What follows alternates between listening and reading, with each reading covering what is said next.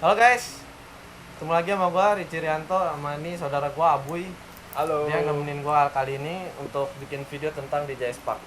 Oke, topik kali ini kita masih bahas yang sama kayak kemarin, masih drone DJI Spark ini. Tapi kali ini gua mau ngebahas tentang settingannya dia yang ada di aplikasi DJI Go 4. Langsung aja kita cek itu.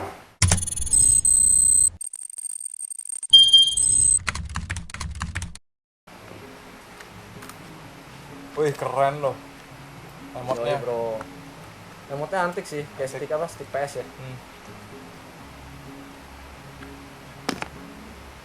Kabelnya unik ya. Oh iya dong, ini gua baru beli, gua beli sendiri di Tokped. Gua nyari kabel kayak gini nih susah banget. Ujung sama ujungnya Iya. sama. Jadi nggak usah pakai OTG lagi. Oh. Nanti buat lo orang yang pengen kayak kabel gini nih, ini gue jelasin, gue gedein tuh. Nanti gue taruh di bawah kolom komen. Ntar lo orang tinggal buka sendiri sana. Jadi nggak ribet bro, lu tinggal buka sendiri aja langsung. Tuh nggak pakai OTG. Jadi simpel.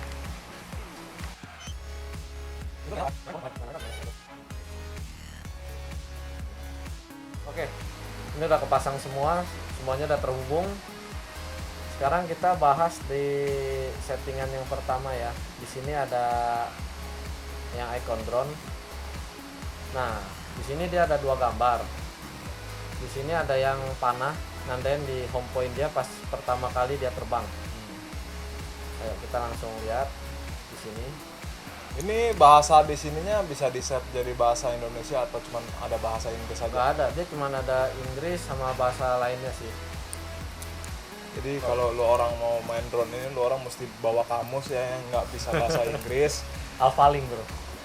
macam itulah.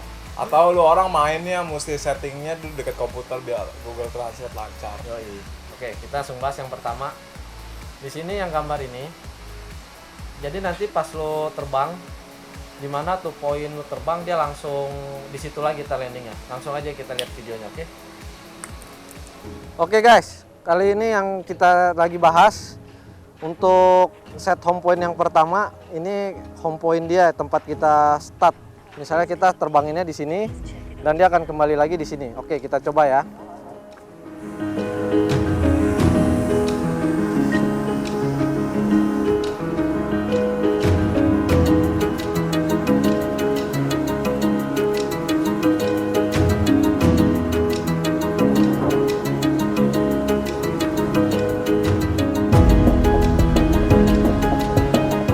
Biasanya sih agak meleset kalau DJI Spark. Meleset beberapa meter lah, setengah meter biasanya.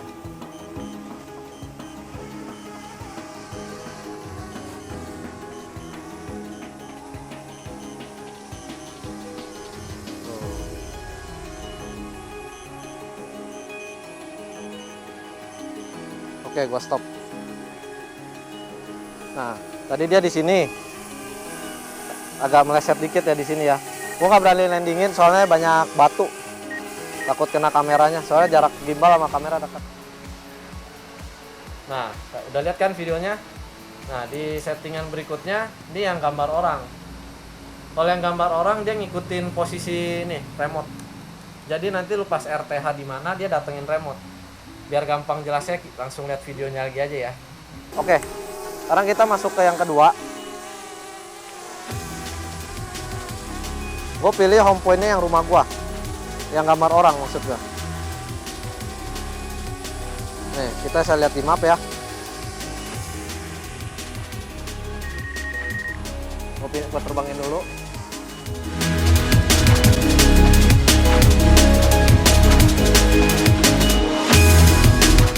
Oke. Sekarang kita pilih yang settingannya gambar kita sendiri.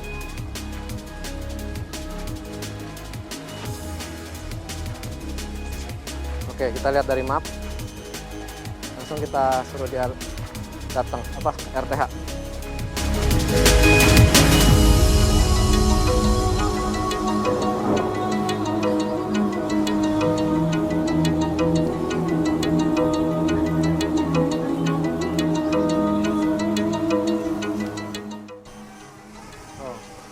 Mendekati ya sama pilotnya sendiri.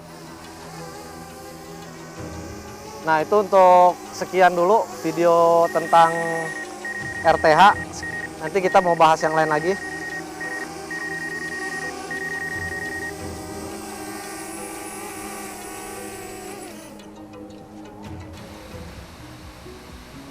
Oke, tadi udah lihat videonya kan?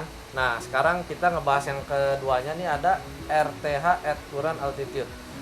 Di sini banyak orang yang masih belum paham sama settingan ini. Nah, tuh. Soalnya gue sempet bingung juga cara maininnya. Ini fungsinya buat apa? Gue nggak ngerti kan. Tapi gue udah pecahin masalahnya. Langsung aja kita lihat videonya, oke? Check it out. Oke, di topik kedua kita membahas tentang RTH at current altitude. Jadi kalau kita nyalain, dia akan ngejelasin kalau ini dinyalain, jarak 3-20 meter akan kembali dengan posisi ketinggian yang saat ini. Nah, kita langsung contohin aja ya. Mungkin dari kalian ada yang beberapa yang nggak gitu ngerti kan. Jadi, kalau kita udah nyalain, poinnya gua pasin dulu ke posisi gua. Ya. Ini gua terbangin.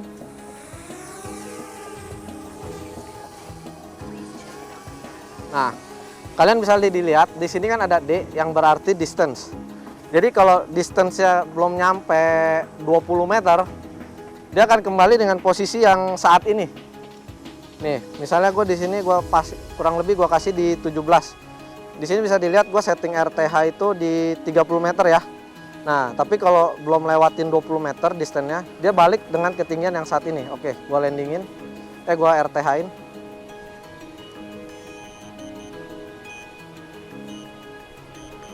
Lihat ya, dia nggak akan ke 30, dia langsung balik dengan posisi yang sekarang.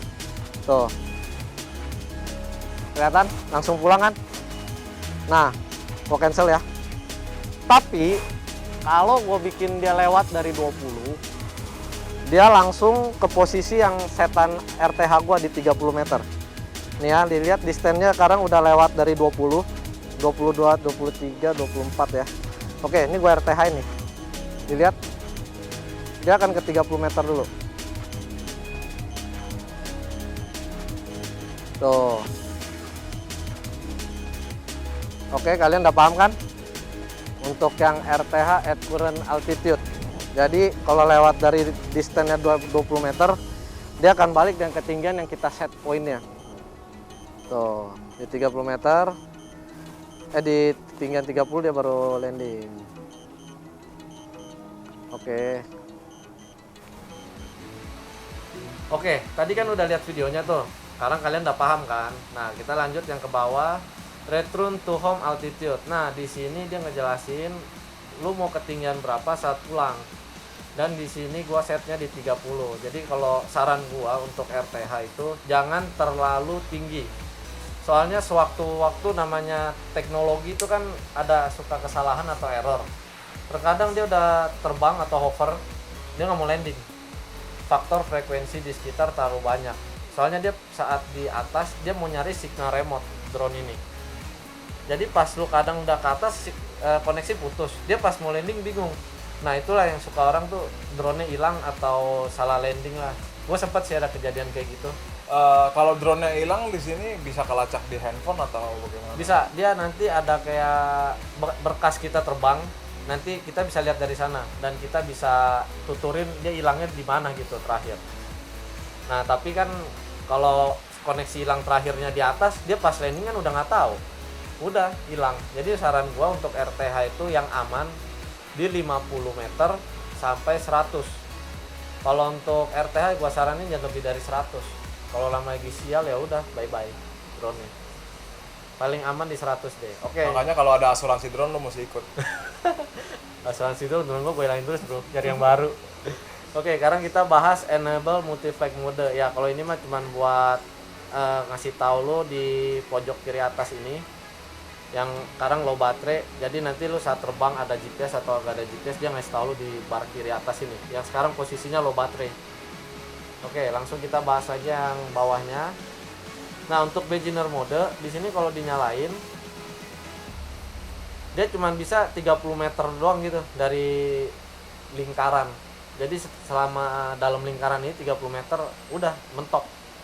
Itu biasanya untuk yang buat baru belajar gitu. Jadi itu drone di radius 30 meter nggak bisa lebih 31. Betul. Dia ada diameter bulat, udah 30 aja buletan itu. Jadi dia nanti udah 30 dia langsung nggak bisa maju lagi drone lo. Langsung otomatis pulang sendiri atau Enggak sih, dia berhenti? cuma ngasih tahu doang berhenti gitu. Oke. Jadi dia nggak akan balik. Itu buat yang beginner ya, makanya di sini beginner mode untuk pemula. Kalau yang udah bisa matiin aja sih. Nah, untuk maksimum altitude, di sini maksimum altitude itu maksimum ketinggian drone. Jadi gua cari aman, selalu cari aman. Gua di setting 120 lah. Jadi sewaktu-waktu putus, gua nyadar gitu di 120 dia langsung ngasih tahu. Oke, kita langsung bahas distance limit. Oke.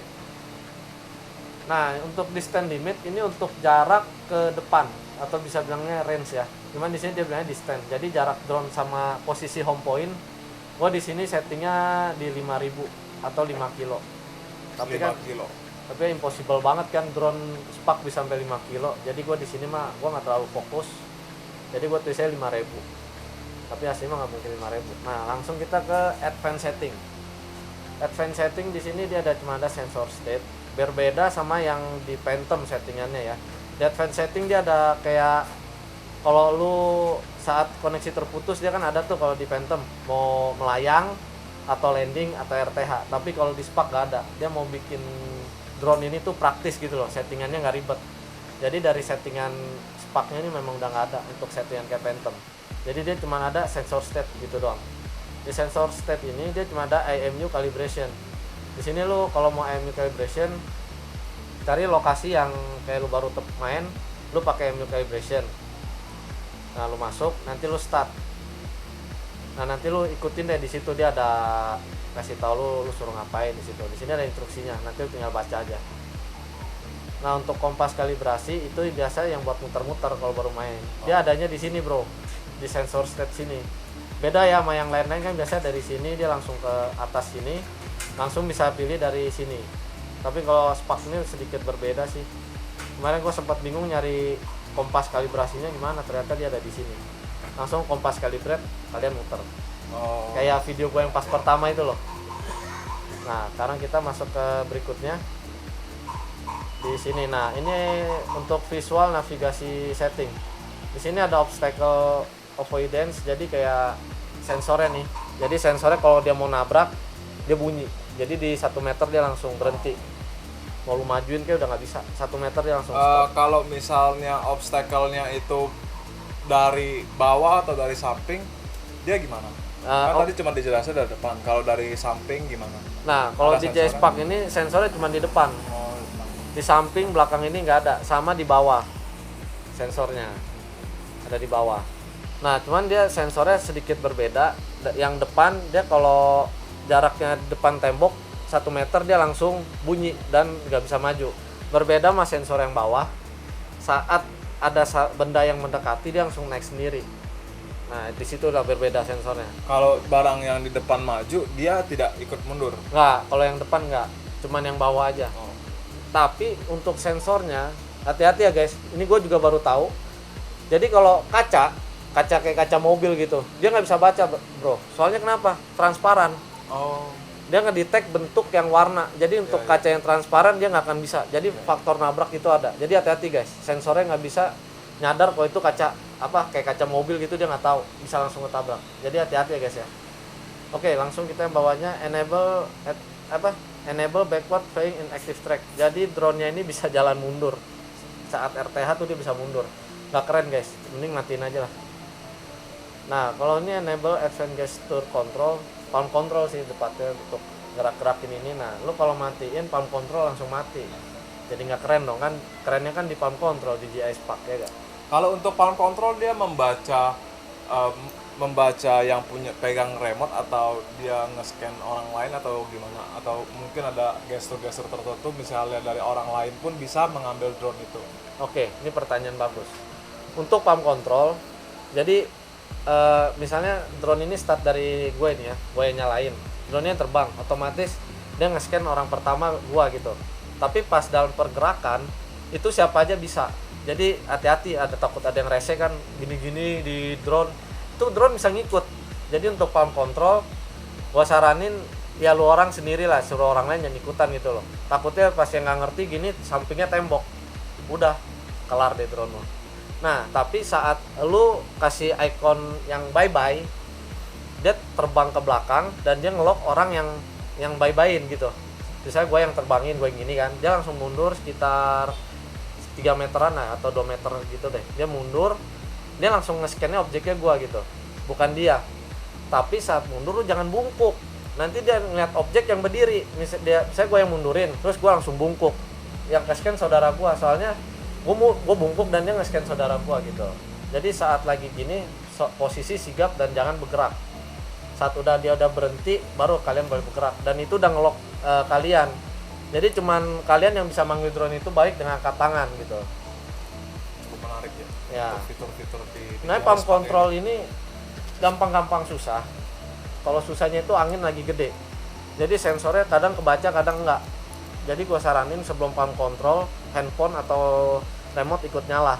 Jaga-jaga saat lu nggak bisa kendaliin, dari handphone yang kendaliin, oke? Itu tips dari gua untuk pump control. Oke. Untuk settingan yang ketiga ini yang remote control. Nah, di sini ada remote control calibration. Jadi misalnya lu mau nyalain ini, drone ini harus mati. Ya. Drone ini matiin dan lu baru bisa masuk ke remote control calibration. Dan di situ nanti ada kayak barnya gitu, lu suruh ikutin. Jadi tombolnya lu ikutin beginilah, begini ke bawah gitu loh. Jadi kayak dia mau kalibrasiin gitu. Itu fungsinya untuk apa? Kalau Untuk ngecek kondisi remote masih oke apa enggak. Oh, Gitu. Takutnya pas kita gini kan nggak ikut nih. Jadi sistemnya itu dia langsung tahu kalau misalnya tortal kiri gua nggak jalan gitu. Jadi dia nggak ada gerakan yang di bagian kiri. jadi di HP pun bisa mengindikasikan sesuatu yang Ya, terjadi pada remote. betul. Nah, untuk stick mode di sini ya kayak mode 1, 2, 3. Untuk mode 2 normal, untuk mode 3 mungkin buat orang yang kidal atau gue juga nggak tahu deh. Mungkin lebih enak kalian mungkin terbangnya pakai yang sebelah sini atau yang sini ya kan. Itu sih terserah kalian. Kalau gue sih tetap ambil mode 2 yang standar. Nah, di sini ada kayak panah kiri atau kanan ya. Kalau sebenarnya ini untuk speednya drone sih sebenarnya. Jadi kayak kecepatannya drone-nya sendiri. Misalnya lu mau drone-nya secepat apa. Oke, langsung aja kita lihat videonya. Gua ada sempat bikin ya. Cekidot, bro. Oke, sekarang kita lihat yang settingan remote. Di sini remote ada remote control calibration. Itu buat kalibrasiin remote. Nah, sekarang kita bahas tentang speednya. Nah, di sini ada speednya. Jadi ini bukan kiri atau kanan, bukan. Ikonnya kayak kiri atau kanan gitu ya. Sebenarnya ini untuk speednya drone. Oke, kita langsung praktekin aja di sini. Ya, jarak dekat aja ya, biar kalian bisa jelas. Agak tengah deh. Ya, di sini. Oke, di sini speednya full, bisa dilihat muternya cepet. Tapi kalau gue pelanin, di sini angin lumayan gede sih, loh. Muternya jadi lambat. Oh. Jadi ini untuk speednya drone, tapi untuk yang gue saranin kalian lebih baik dipenuhin aja buat jaga-jaga ngelawan angin. Nih, tuh. Ini lebih cepat dia. Ya ini cuma settingan tenaga drone sih lebih tepatnya. Nah, ini untuk speednya bisa dilihat tuh. Ini speed penuh. Tapi kalau gua abisin, tenaganya jadi pelan. Kelihatan ya? Tuh, dia jadi pelan drone-nya tuh. Jadi slow. Tuh. Nah, gua setengahin. Agak cepat ya. Ya itu mah untuk tenaga drone-nya doang. Sekarang kita lanjut ke settingan yang berikutnya. Di sini ada HD. HD itu kayak kualitas ke videonya. Lo orang mau pakai channel berapa? Di sini enaknya channelnya kita auto aja. Dan untuk setelan channel ini kayak lu sebelum main lu bisa lihat tar di sini ada kayak barnya banyak. Dan lu pilih sendiri, tapi karena gua selalu set di 13. Jadi yang terdekat gitu loh. Jadi gua pakai yang 13 aja. 13. Jadi channel itu maksudnya gimana tuh channel? Kalau Jadi channel ini kayak ada dari 13 sampai 20. ya. Jadi nanti kayak dia ada grafisnya gitu. grafis jaringan dia gitu loh. Untuk kualitas gambar terbaik dia di channel berapa gitu kan. Oh, gitu. Jadi gua ambil channel di channel 13 karena ini channel yang pertama, biasanya channel lebih bagus. Jadi kualitas gambar pun lebih baik gitu. Oke. Nah, untuk image transmission code rate. Nah, ini tuh ada 0, kalau lu geser tetap 0 gitu kan, dia 0. Ini sebenarnya untuk rate pengambilan gambarnya itu mau apa ya? Ini sempat gue coba kemarin. Ini susah dijelaskan dengan kata-kata sih sebenarnya. Maksudnya pikselnya atau kontrasnya, Ininya ketajaman. Kalau kita bilangnya 30 fps gitu ibaratnya. Oh iya Kayak frame gitu. per speed. Jadi kalau Nah. untuk video kan ada frame per speed ya kan. Nah, kalau makin tinggi frame per Betul. speed, kalau kita zoom nggak pecah gitu. betul. Tapi kalau di sini kayak FPS-nya tuh beda sama kayak gerakan. Untuk ke gambarnya itu lebih mulus atau enggak sebenarnya kayak gitu. Tapi standarnya sih ikutin dari pabrik aja, naikin 1 gitu. Nah, sekarang kita bahas tentang baterai. Di sini yang baterai ada voltasenya berapa, temperatur di drone-nya udah berapa derajat gitu kan. Nah, dia biasanya kalau udah terlalu panas hampir 50 atau lebih dia putus. Kayak sekarang. Putus. Karena udah mau overheat dia. Nah, Jadi untuk baterai aman lah ya, bisa Yoi. bisa Tuh. dibilang ini ada pencegahannya untuk Betul. baterai soak atau baterai baterai kembung gitu kan. Nah, untuk remain powernya dia ada kasih tahu sampai lagi jalan 40 mAh gitu kan. Pengeluaran daya dia lagi keluar berapa gitu. Kapasitasnya ada dari pabrik memang 1447. Time charge ini udah berapa kali kita pakai, maksudnya berapa kali kita charge. Nah, untuk low battery warningnya kalian bisa setting sesuka kalian. Berarti kalau di 50 nanti dia 50% dia udah kasih tahu bahwa baterainya udah mau habis. Tapi umumnya dari pemakai drone biasanya mereka 30%. Gitu. umumnya 30%. Betul. Nah, untuk adjust gimbal ada PPV, ada follow. Untuk PPV dia ngikutin biasanya lo pakai DJI goggles.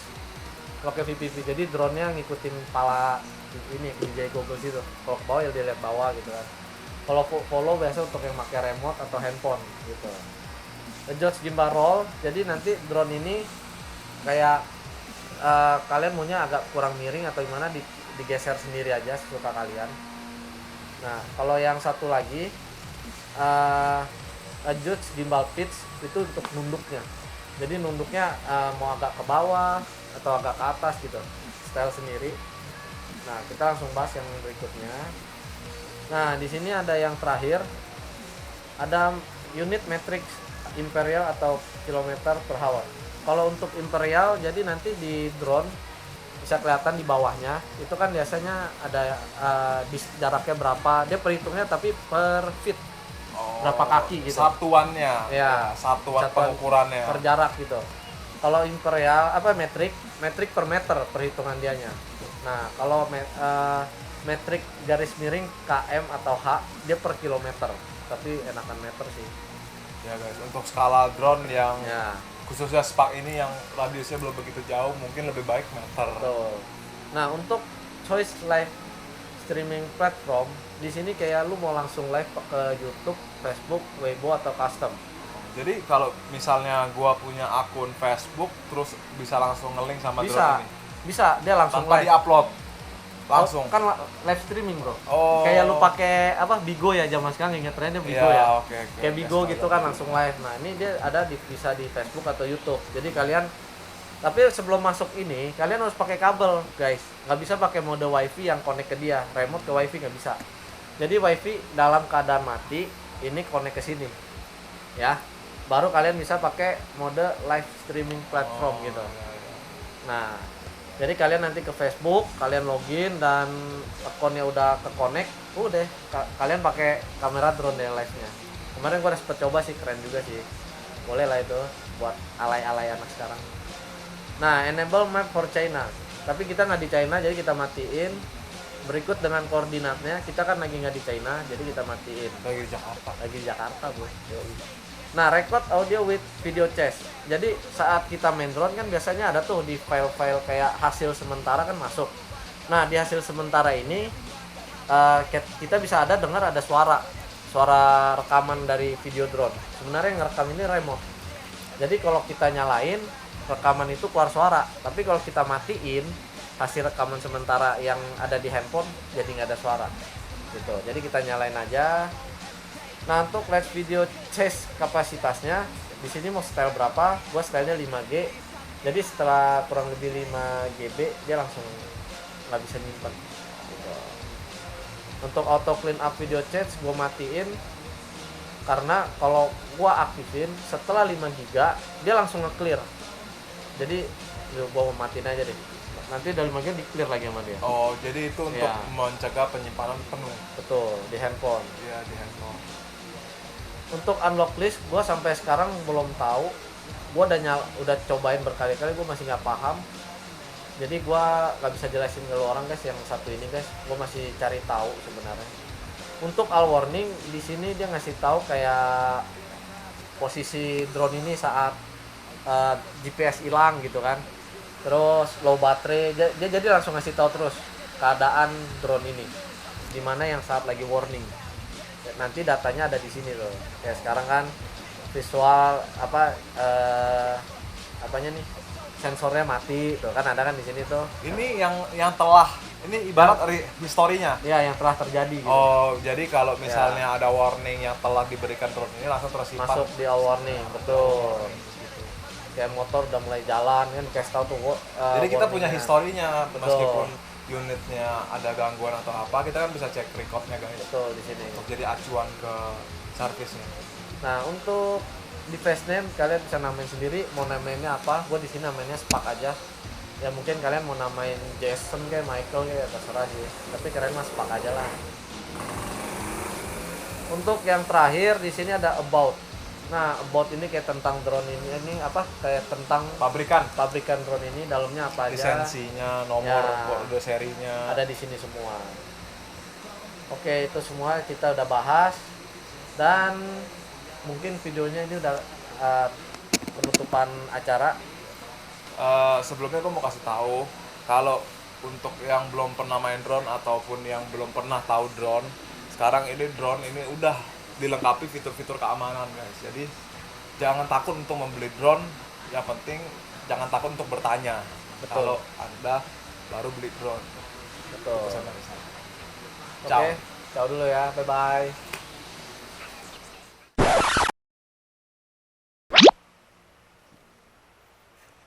Ngasih cici kocak aja. Bego, lu jangan di sono. Lu kacau lah nih.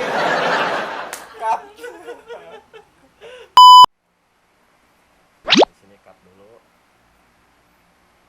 GoPro stop recording. Nggak mau. GoPro stop. You fucking stop man. You better fucking stop. Mau ya. Dari tadi udah nungguin. Ini jangan jedar-jedar dulu ya, biar suaranya nggak masuk. Tuh, 2, 3. Tutup dulu.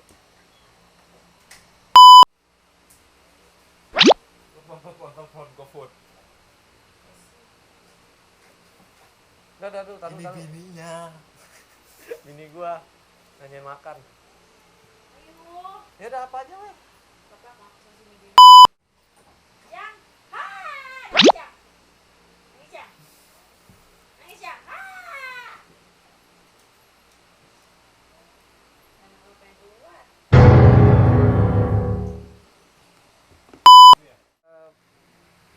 Cut dulu.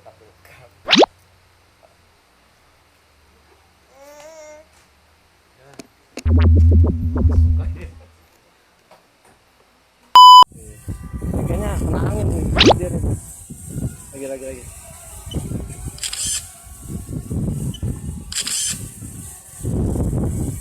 Nggak jauh ya. Landing.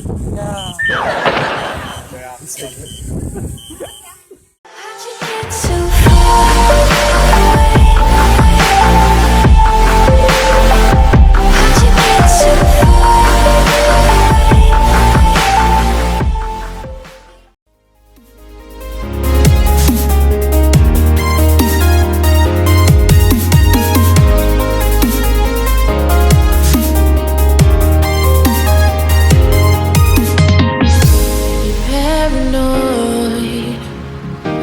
this love that you never started.